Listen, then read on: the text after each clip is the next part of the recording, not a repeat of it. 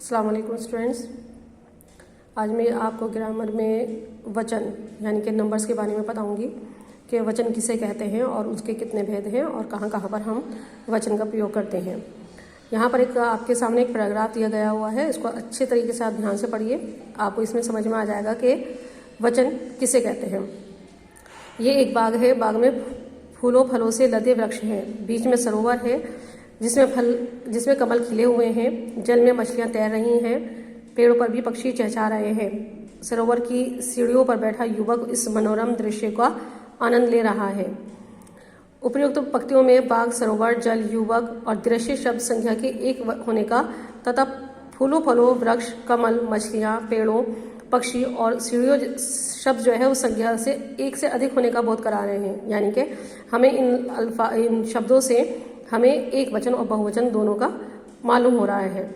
वस्तु और प्राणियों की संख्या का बोध कराने वाले शब्दों का यही रूप जो है वो वचन कहलाता है। यानी कि जिन वर्ड से हमें किसी शब्द के या किसी प्राणी या प्राणियों की संख्या या वस्तुओं की संख्या का पता चलता है, उसे हम वचन कहते हैं। यानी कि हम कह सकते हैं कि संज्ञा आदि शब्दों के जिस रूप से उसके एक या अनेक होने का पता चलता है उसे हम वचन कहते हैं। अब वचन के कितने भेद हैं? तो वचन के हिंदी में वचन दो प्रकार के होते हैं, एक वचन और बहुवचन।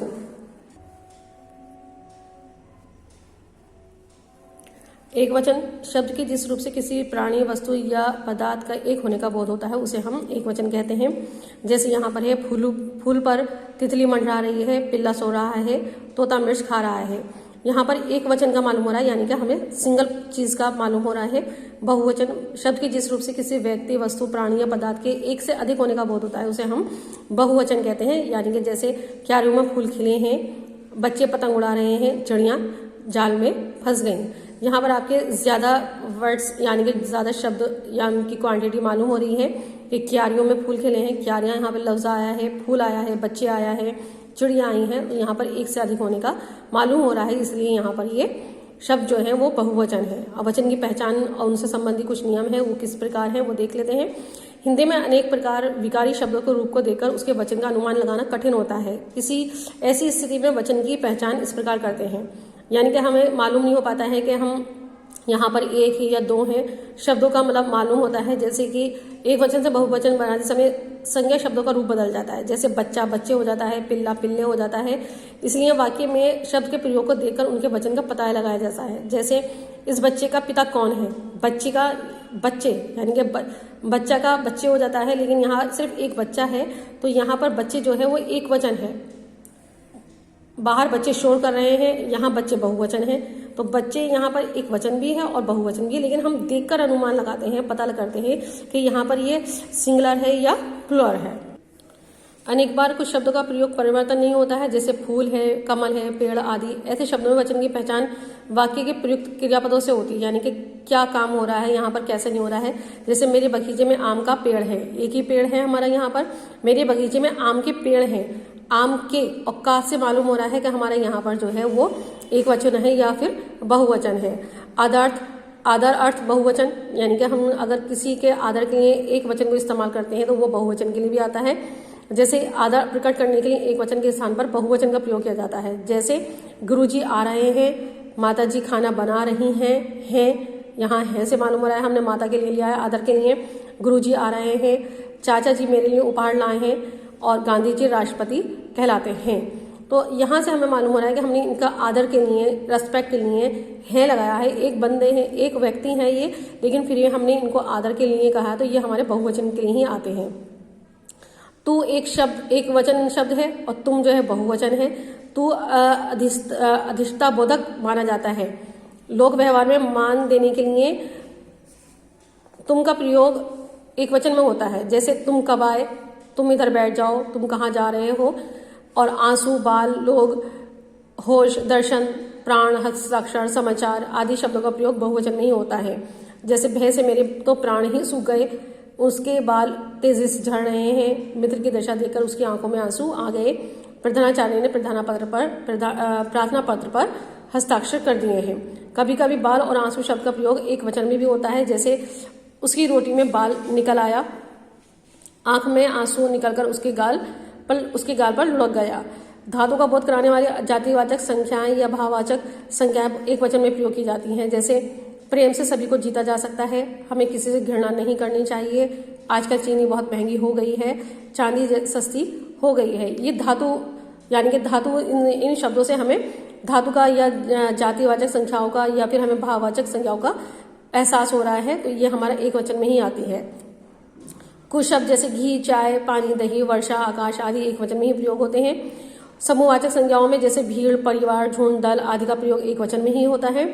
और कई बार जातिवाचक शब्द एक वचन में बहुवचन का बोध कराते हैं। जैसे जातिवाचक नागपुर का संतरा बहुत प्रसिद्ध है। अब संतरा एक संतरा तो होगा नहीं, जाहिर है पूरी संतरे ही प्रसिद्ध होंगे। उनके पास लाखों रुपया है, तो लाखों रुपए नहीं कहेंगे, हम लाखों रुपया कहेंगे।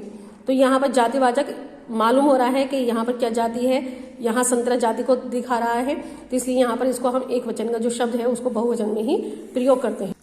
यहाँ पर वचन परिवर्तन के नियम है, किस तरीके से हम अपने वचनों को जो है वो बहुवचन में चेंज करते हैं। तो यहाँ पर आपके सामने दिखाई हुई है, पूरी यहाँ पर एक डिटेल दी हुई है, आप इसको अच्छी तरीके से ध्यान से पढ़ लीजिए कि किस तरीके से हम चेंज कर सकते हैं। अगर आ को ए में बदल कर लिखना होता है, जैसे तोता आ का आगे मात्रा होती है तो हम उसमें ए का इस्तेमाल करते हैं, एक ही मात्रा का इस्तेमाल करते हैं। लड़का है, लड़के, तो यहाँ पर दिया हुआ है, आप इसको ध्यान से पढ़ लीजिएगा। बड़े आ को हम एक ही मात्रा में तब्दील कर देते हैं और छोटे आ को हम बड़े ए में बदल देते हैं। जैसे पुस्तक है तो पुस्तक के हो जाएगा, बैल बैले, जो भी रात रातें हैं, यहाँ इसको आप पढ़ लीजिएगा। और स्त्रीलिंग को ई का जो है वो हम या जोड़ देते हैं। जैसे जाति है, छोटी ई को हमने या में या और चंद्राकार बिंदी यहाँ चेंज कर दिया है। और बड़ी ई को जो है हम छोटी ई में और या फिर या के साथ आ की मात्रा और चंद्राकार बिंदी। नदी है, नदियाँ, बकरी, बकरियाँ, और या आ की मात्रा को या आ की मात्रा और चंद्राकार में बदल देते हैं। गुड़िया है, गुड़िया लिख देंगे, चंद्रकार लगाया है हुआ है। इसी तरीके से आगे देखिए, एक वचन यहाँ पर ए जो है हमारा आ की मात्रा जो है स्त्रीलिंग ए जो है वो चंद्राकार ए के साथ चंद्राकार में तब्दील हो जाता है, चेंज हो जाता है। कविता है, बड़ा आ है हमारा, वो ए, छोटा ए और चंद्राकार में तब्दील हो गया है। इसी तरीके से यहाँ पर स्त्रीलिंग शब्दों में छोटा ए और चंद्राकार बिंदी लग जाता है। छोटे ऊ की मात्रा या बड़े ऊ की मात्रा जहाँ होता है, तो वधु है, वस्तु है, वस्तुएं हो गया, धेनु है, धेनुएं हो गया, ऋतु, ऋतुएं हो गया। और जन, लोग और वृंद, गण जोड़कर हम भी इसको हम अपना एक वचन से बहुवचन बता देते हैं। जैसे मुनि है, मुनिगण है, विद्यार्थी, विद्यार्थी गण, मजदूर, मजदूर लोग। और यहाँ पर हम आपका देखिए कमरा, कमरों की है। आ, छोटा आ, बड़ा ऊ, छोटी ई, बड़ा ऊ और ओ से समाप्त होने वाले शब्दों के अधिक कारक चिन्ह का प्रयोग हो तो उनके बहुवचन रूप में ओ, यो या ओ जोड़ा जाता है। जैसे कमरा है तो कमरों हो गया, बच्चा, बच्चों, वधु, वधुओं, ओ की मात्रा का इस्तेमाल हुआ है यहाँ पर। तो इस तरीके से हमने यह आपको एक वचन से बहुवचन किस तरीके से बनाए जाते हैं और किन किन शब्द में क्या क्या जोड़कर बनाया जाता है ये बता दिया है। अब हम देखते हैं कि हमने इस लेसन में क्या सीखा। संज्ञा के एक या अनेक होने का बोध कराने वाले रूप को हम वचन कहते हैं। वचन दो प्रकार के होते हैं, एक वचन या बहुवचन। वचन की पहचान संज्ञा, सर्वनाम, विशेषण शब्दों के रूप और क्रियाओं से होती है। आदर प्रकट करने वाले एक वचन के स्थान पर बहुवचन का प्रयोग होता है। बाल, प्राण, होश, हस्ताक्षर, आंसू, दर्शन आदि का प्रयोग बहुवचन में होता है। कभी कभी बाल और आंसू शब्द का प्रयोग एक वचन में भी होता है। समूहवाचक संज्ञाएं एक वचन में प्रयोग की जाती हैं और भाववाचक संज्ञाएं प्रायः एक वचन में ही प्रयुक्त होती हैं। आपको ये लेसन समझ में आ गया है। अगर आपको कोई परेशानी या कोई प्रॉब्लम है तो आप मुझसे पर्सनली डिस्कस कर सकते हैं। अस्सलाम वालेकुम।